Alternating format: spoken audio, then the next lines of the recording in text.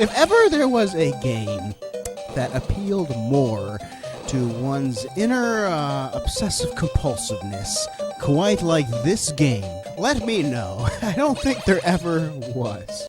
Did you guys see my frickin'... That is what happened to me trying to beat this game for the first time. Beautiful. Originally released September 26, 1986 in Japan for the Famicom Disk System. It find its way to cartridge May 1st, 1987 in America for the Nintendo Entertainment System. PAL lands December 19th, 1988 and even got re-released in Japan February 5th, 1993. Which would be in its cartridge form, just for the Famicom there. And it also, like many Konami games, one of the rare examples of Nintendo third-party developers going to the computer systems to port occasionally. They only did a couple ports for this one, including for the Amiga, the MS-DOS, and the Commodore 64, none of which I would be recommending to anybody out there.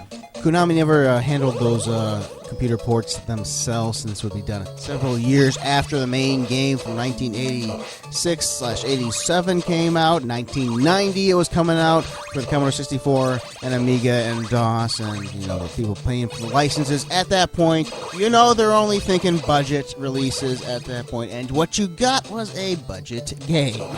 This is the original classic CastleVania, which by this point I believe has spawned about 30 or so sequels. It was originally known in Japan as Accumulo Dracula, which I guess can be translated into several different things. It's known as Devil's Castle Dracula or Demon Castle Dracula when translated, and in Europe was even known as Vampire Killer for the MSX in a very different version. Now, originally for the Famicom in Japan, this is the version you had, basically. And they would port it to the MSX in Japan, where it would be a very fundamentally different game. Now, it would have many of the screens are the same. Many of them are very different. It is a much more non-linear game on the MSX, where you had to collect keys to get into any door. Any door that you find needs a key to get into it. Some of it is very, very different, yet it is the same as well. And that would be the only version besides the NES version, which I would recommend checking out, because you might really get into the way they designed the MSX version versus the other CastleVania ports. I don't think anybody, other than curiosity's sake, if you really love the games and you want to see how they fared on the other systems, I wouldn't recommend any other CastleVanias besides the MSX Vampire Killer. And there's also the 1988 arcade game Haunted Castle, which definitely is related to CastleVania, although the levels themselves are not at all similar. It's very sort of Sodan kind of gameplay in that one. So it's definitely got the spiritual essence of CastleVania, but it's not the exact same there. Alright, now that we've gotten discussion of the different versions out of the way, let's look at the manual a little bit, get a taste of the story. Good evening. Step into the shadows of the deadliest dwelling on Earth. You've arrived at CastleVania, and you're here on business to destroy forever the curse of the evil Count. Unfortunately, everybody's home this evening. Bats, ghosts, every kind of creature you can imagine. You'll find them all over the place, if they don't find you first. You've got to get through 6 monstrous floors before you even meet up with the master of the house. Your magic whip will help. You'll probably find a weapon or two along the way. But once you make it to the tower, you can count on a duel to the death. The Count has waited 100 years for a rematch. He's ready. Are you? Now, I would call CastleVania one of the most delightfully difficult games ever made, in that it's very, very difficult, but you'll enjoy yourself along the way. But you're probably not going to see too much of that in the beginning of this gameplay, not until the end, where I'm going to show that. So, to augment the fact that this is a difficult game, I'm going to be showing you, multiple boss battles. The cheesy way to do it, which is not really cheesy originally when you're doing it, because it's so damn hard. but I'll show you the cheesy way, and then I'll show you the more difficult way the second time, so you get a little taste of some of the alternate ways to go about defeating the bosses. It's a very, very difficult game, and from the beginning, pretty much, maybe not the first level itself, but from the second level onward, everything is really hard. When you see me do this stuff, it's because I've done it many, many times. Now, I did not, in terms of the memories of this game, did not have this one back in the day, but I was very much aware of it, and I did play it as a kid. This was definitely part of my one friend's massive NES collection, and just from seeing the cartridge, just flipping through his NES games, he had a ton of them. Flipping through them, you would see the cover of the cartridge, and you wanted to play. This is definitely one I would put in there, and I wouldn't get that far into it, but I would, I'd probably maybe get to the first boss as a kid. That is the extent of my first-hand experience back in the day.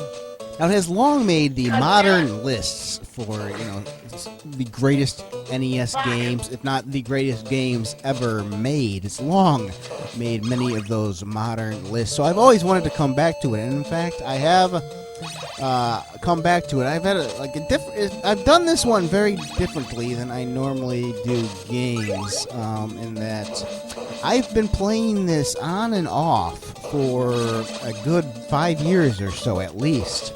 I put it in just every once in a while when I didn't feel like playing anything else. I'd put it in, and I'd just play, one level at a time. I'd get past the first level, I'd turn it off, and then maybe several months later, I'd come back to it. I'd get to the second level, I'd beat the second, level boss, and then I'd turn it off, and then, maybe a year later, I'd get to the third level boss. That's how I approached this one, just very slowly and methodically. I didn't just keep using the continues to go straight through it, because I knew it was hard, but I didn't want it to frustrate me, so I chose to approach it in that way until I tackled this review here. And not only did I not want it to frustrate me, I really didn't want to, search out the walkthroughs and have somebody else guide me along the way. I wanted to conquer this one all on my own, through my own strategies. I'm quite happy I did it that way. I would recommend other people, if they've never played this game before, go about it in the same manner. You would be much less frustrated, and you'd have a lot of fun conquering this very difficult game. Now let's check out some thoughts of the time period. Now, it's very difficult to get a hold of reviews for consoles. Now, there's a boatload for computers I can find from back then. But for consoles, no, you didn't see anything until after Nintendo Power was published, and then the magazines seemed to get on board. Because remember, Nintendo in America, it was for children. This was not a market they were really gearing towards. And it wasn't until after Nintendo Power came out, and that was, somewhat of a success. And by the time Nintendo Power came out, CastleVania 2 was already coming out. So, you're not going to get too many reviews of the original Castlevania, but we do have a little bit here and there that I can show you from Electronic Gaming Monthly. Issue number 9 from, I believe, December 1989, showing off the 1990 Buyer's Guide. 19 ways to start the 90s with a bang. An advertisement for some Tengen games. Those are Atari games. And they had the weird black cases and such because they didn't want to go around. They didn't want to go through Nintendo to license the stuff, so they manufactured their own illegal cartridges for the system. Now they're looking at Castlevania 3 here, but they do get into the history a tiny bit, which I thought was interesting. International Outlook, Steve Harris, and Martin Ellison. One of the most successful video game characters ever created was Konami's Simon Belmont, the star of the original Castlevania, as well as its sequel, Simon's Quest. Great graphics, music, and gameplay all help make Simon an instant hero in the first Castlevania game, introducing new weapons and play mechanics that have subsequently been copied by all kinds of side-scrolling action adventures. All of these elements have set a new standard that similar softs must stand up to and surpass for greatness. Note the invulnerability flashing that you see here, which some would lead you to believe is only possible through the use of 60 frames per second video recordings, and maybe that is true for emulators or LCDs or something to show up properly, but not on good old CRT. No. There are, effects on the CRT that do require 60 frames per second to properly show. But, the Sonic Shield and Simon's invulnerability here, they are not amongst them because I am recording 30 frames per second, but I'm recording off a good old CRT directly, and as you can see there with that flashing for the invulnerability earlier, you don't require 60 frames per second recording when you're using a CRT. Those are some CRT issues, including the score. Above, where you can't see the entire score, player, or enemy. That's in the overscan area. Usually games, would take this stuff into account and shift it so you wouldn't get into that area. Castlevania didn't want to do that. Castlevania was going for a movie look. Now, if you look at the original introduction of the game, the title screen actually has a film. You have the film frame on the sides. And you'll notice the bottom of the screen, below the mummies, below the blocks, there is a significant black portion of the screen, which varies depending on the actual screen, but it never shows up full screen. That's not the way I positioned my camera. This is the designers wanting you to have a film kind of a feel. Now, actually, some enemy projectiles will go through, and if you notice, just pay attention, and you will see items fall below what appears to be the end in the black area. Certain enemies' bones, like the skeletons will throw bones, and that little bat there or whatever, it will go below the area. So you can see it is available to use, but they chose not to, and I think it's all to create a film look. At the end of the game, you will see credits presented in a film style, parodying several classic films and people. So I'm showing it in 4:3 as it was supposed to be shown, but within the 4:3, there is some hint of a widescreen element there with, the actual gameplay screen very much presented in a widescreen feel. Let me go ahead and state what I think should be an obvious game theory, but I don't. It's so obvious that I can't believe other people haven't talked about it. So maybe they have, and I just don't notice it. But I think it's so obvious it should be like this game. This entire game is nothing but a movie. That is what it is presented as. In game, it is presented as nothing but a movie. From the starting screen, with the film on where you can see the film indentations, through the actual game, which in game is actually shown in widescreen. The actual playfield is in widescreen.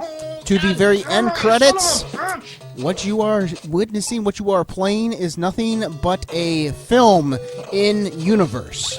Which I don't like that idea. It's very common for people to say Super Mario 3 is presented as a play in universe, so it's not part of a greater story. It's just a play. That is the theory behind Super Mario 3. That is a common one.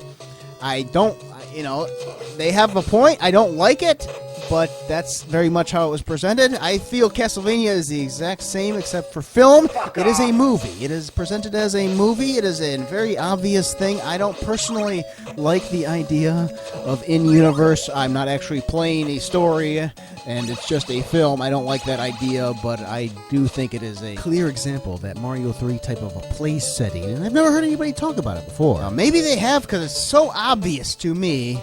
Maybe they have, and I just missed it. But if not, there's a game theory for all of you.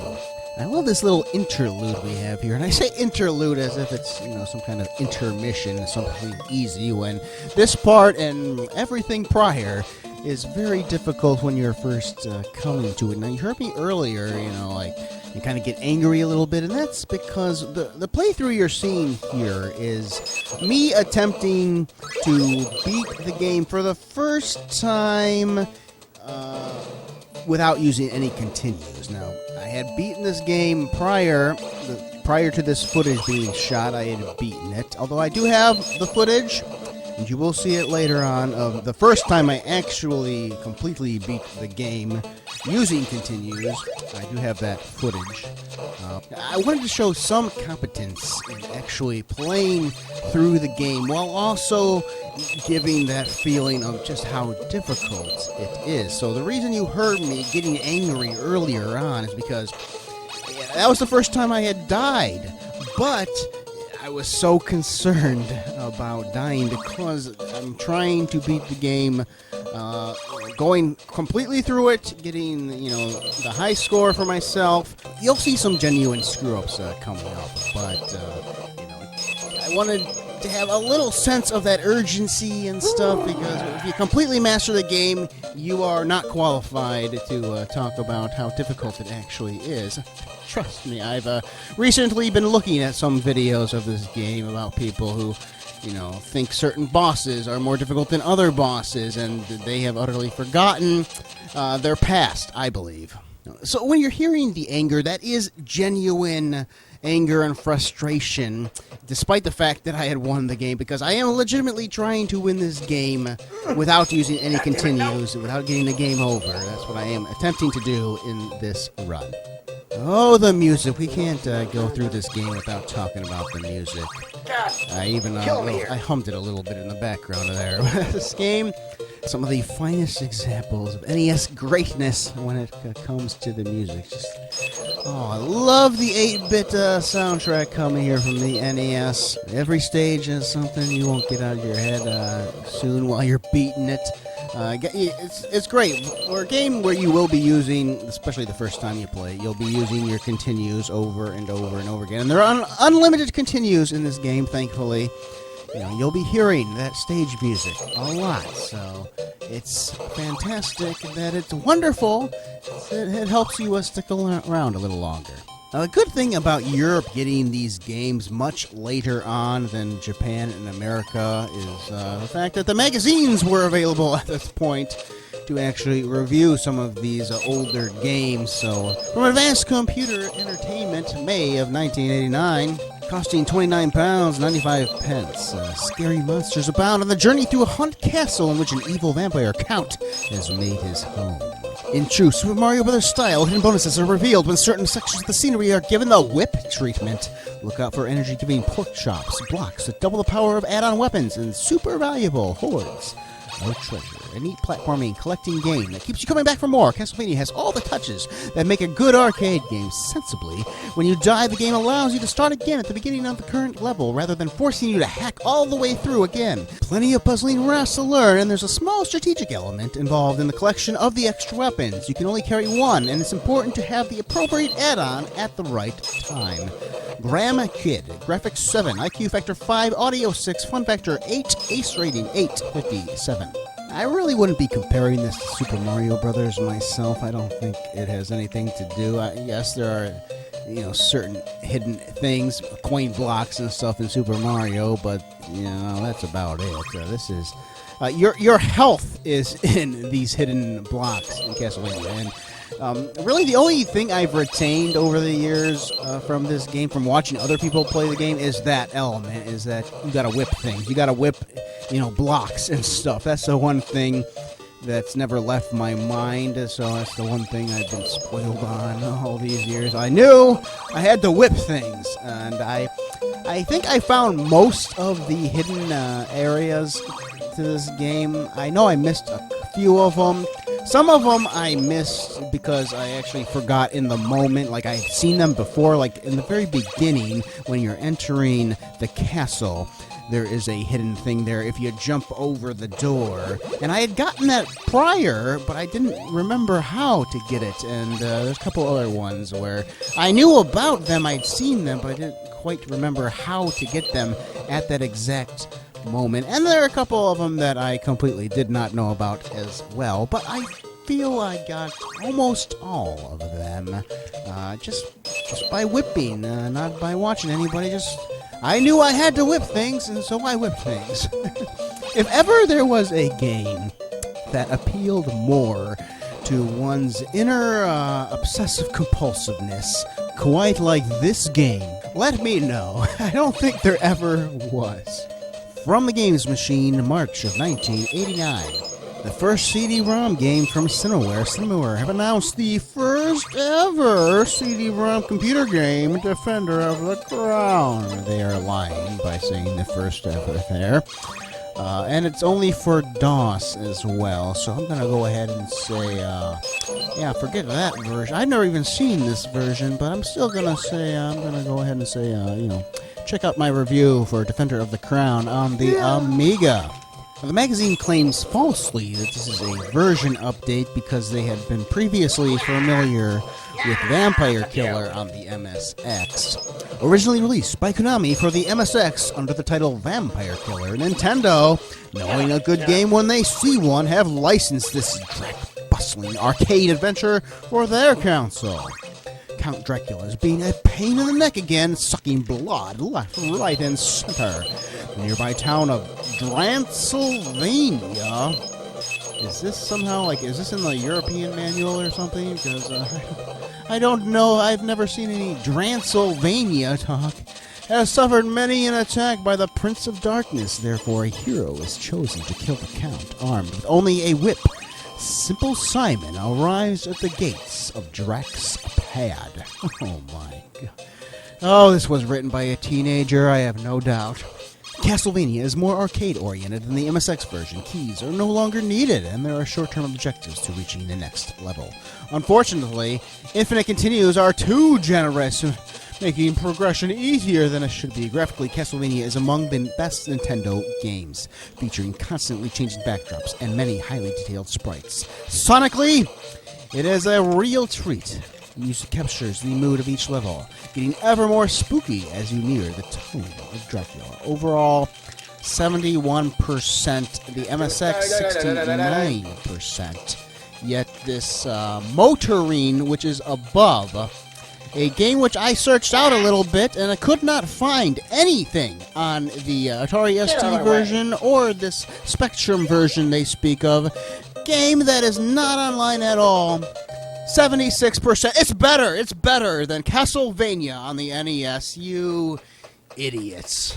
So a few things to dissect with this review. Now, number one, he didn't do his research. He's calling Vampire Killer the original, and while they were probably worked on simultaneously, given that Vampire Killer came out almost, exactly a month after Castlevania in Japan, they were probably being worked on at the same time there. But still, Castlevania was the original, technically.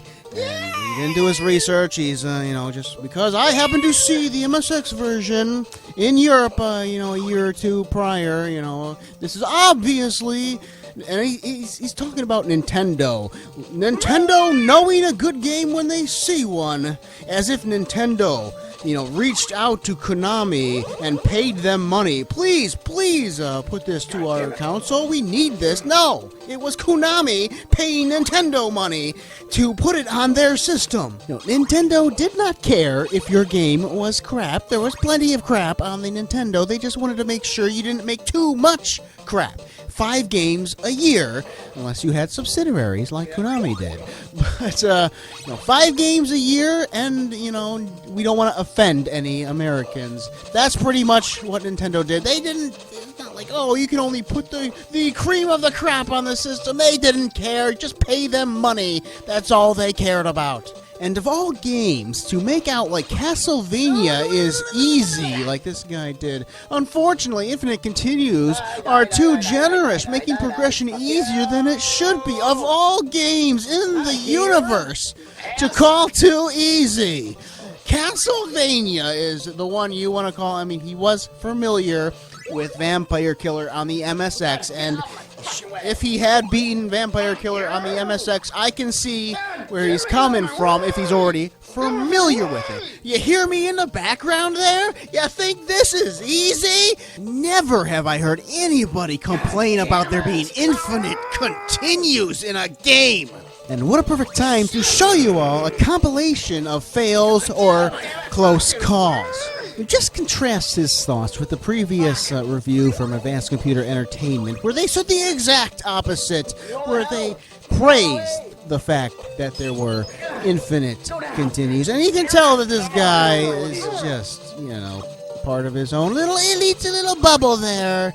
And, it's a major problem with many gamers is the inability for them to step beyond their own personal, experiences, whether they've played the game before, they've mastered the game before, whether it's the genre they played, this type of game before, they're into hard games, or they're into platformers, or they're into strategy or RPGs, whatever genre it is, when you get familiar with it, it is one of the main issues I see with people is when they are familiar with the game or the genre, they have no ability to step beyond themselves and understand how difficult something actually is. And speaking of which, while death is still on the screen there, let's go modern and talk about how many people who are familiar with this game will say death there is the most difficult boss in the game, saying Dracula is easy compared to death.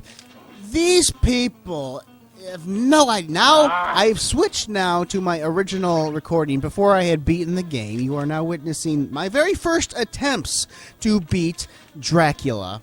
And I believe it's going to make clear that these other people have no idea what they are talking about. And I don't think it's a matter of opinion. Dracula is the most difficult boss in this game. And if you don't think so, I think you have forgotten.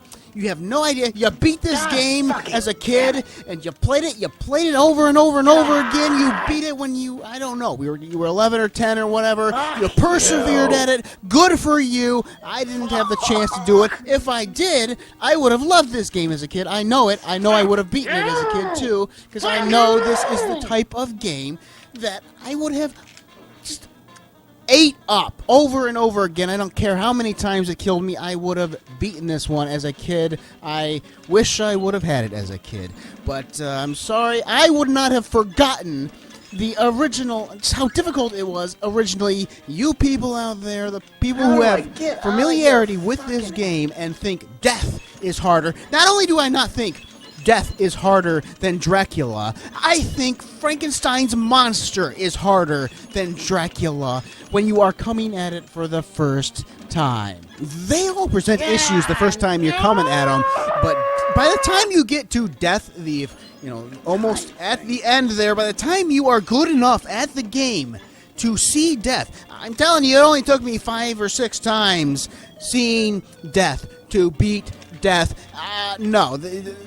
Dracula, by far harder, and you have no idea when you're first looking at this guy. I have no idea how he jumps, and he always jumps on top of you. There's no way to get under him until you, out of pure, surrender, you duck, and then you see when you duck, he jumps way high. How do I get out of there? How are you gonna? You're not gonna see that until You've already given up. You've died 10 times already. Fucking stop working. Look at me. What's the use of having this piece of shit? I don't even know. It doesn't fucking work. I don't even know about the ammunition at this point. I can't get over his fucking jump. I don't know how to get over his jump, and I have no idea that the way the ammunition works at this point. I've played through the entirety of the game, having no idea that the hearts you collect are actually the ammunition for your sub-weapon. The entire game I've gone through without knowing this. And here I finally figured out, you can duck. You can duck, and that is out of sheer desperation. I'm like, oh, all right, just take it. I'm just going to take it and die. And I duck, and then, oh, look at that. I duck, and he jumps way high. That's interesting. Yes. You are going to die. Once you have figured it out. This is the first time I won. Once you have figured Dracula out, Death is probably the hardest boss for a veteran to come back to. That's worth saying, that's worth discussing for the people that are familiar with the game, but don't you dare forget your past and act as if these other bosses were just something just super easy and the only one that's really hard is Death. Yeah, no. I'm saying anybody coming to this game for the first time, Dracula is absolutely a worthy final boss, the hardest boss in this game for anybody coming to it for the first time.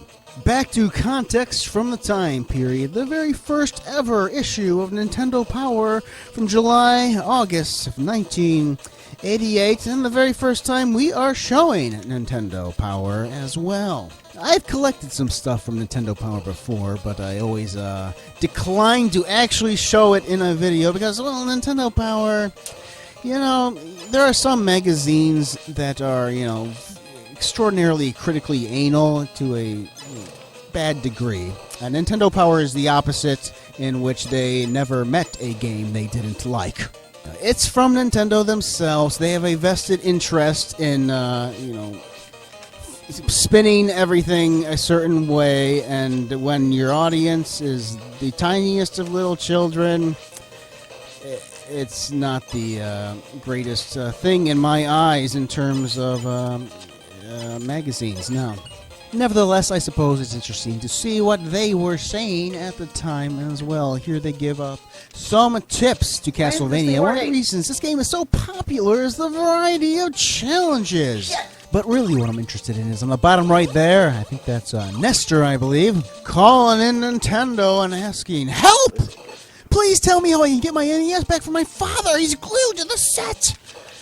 Yeah, this would have never, ever been a problem in my household. My dad, who was a gamer, but he was a computer gamer, and he did occasionally play the Nintendo, more the Sega Genesis, actually, but if I ever saw him on the Nintendo, it was playing, something deep. Like, it was never... It was never what I was playing for the most part. He played like a casino slot game or something. He was not into a Mario by any means.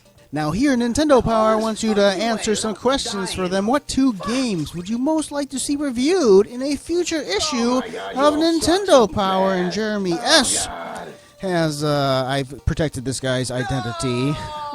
Jeremy S. has, some things to say. The games he would like to see reviewed are number 12 and 44 on the next page. And number 12 was CastleVania, which they never did review. And maybe, Jeremy, if you would have actually sent in this thing instead of kept it in the magazine, you took your time to write that out, and you didn't actually send it in. Maybe if you had sent it in, they would have actually reviewed it in the future. Where does your favorite game rank? Here's the combined version of the Players' Poll Top 30 Games. Zelda, Punch-Out, and Metroid are the number 1, 2, and 3. And among the players' choices, CastleVania ranks in at number 12.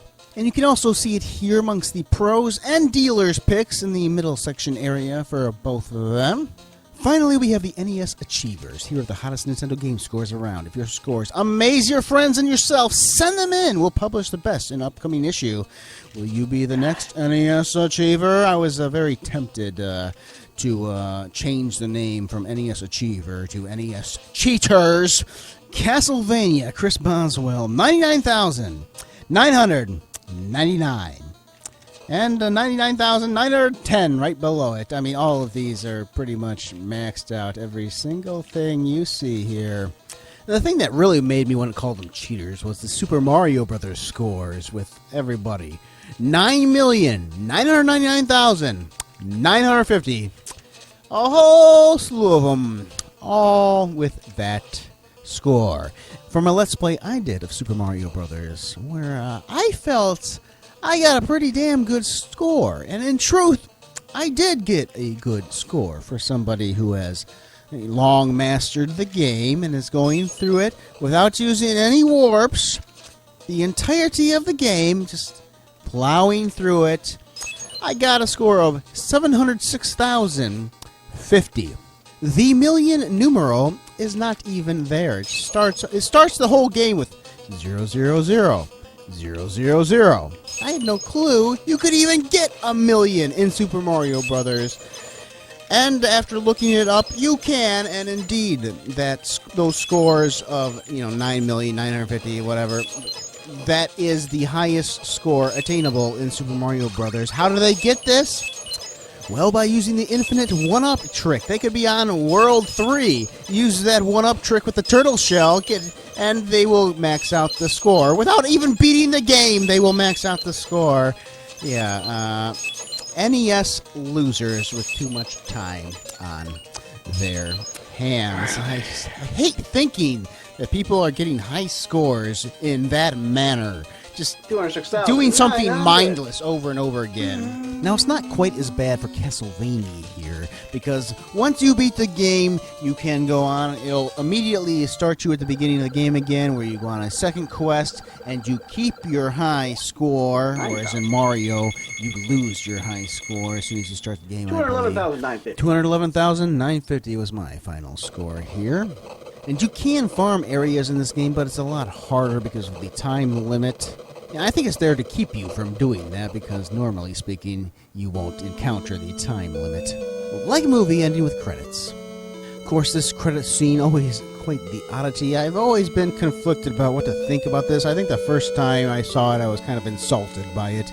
There are people that are actually behind this, and especially with these Konami Japanese games and stuff, it's very hard to, know who was responsible for some of these games. They didn't release their names last. So here we have them, going through some of the Hammer films and other things, Bram Stoker's Dracula. I don't know. I guess I get a tiny little smirk from it, but it's not exactly the funniest thing ever just to rearrange some letters in some names. But the true hero is Simon Belmondo. I don't know if that's a translation error, or if they hadn't quite settled on the name yet. Originally, for the Famicom Disk System, you got to just type in your name, and the Famicom Disk System could save it as well. That's another reason why there's infinite continues, is because originally you could save the game and start off where you left off. But yeah, originally it would input your name right there, but once they go to the cartridge, you got to actually give him a name. Simon Belmont, we know him well. Final thoughts on the game.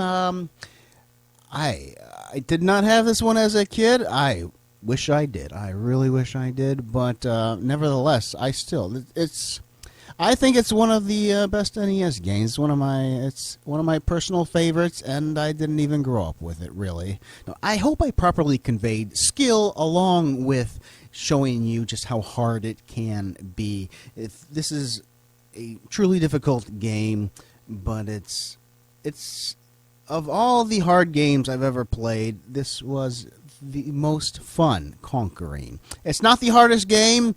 I think Ghostbusters 2 is still the hardest game I've yet played for this channel.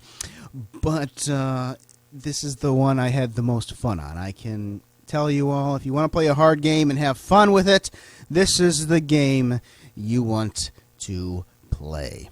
And once you've beaten it, you're pretty much set for life, unless you want to challenge yourself with those alternate ways to beat the bosses.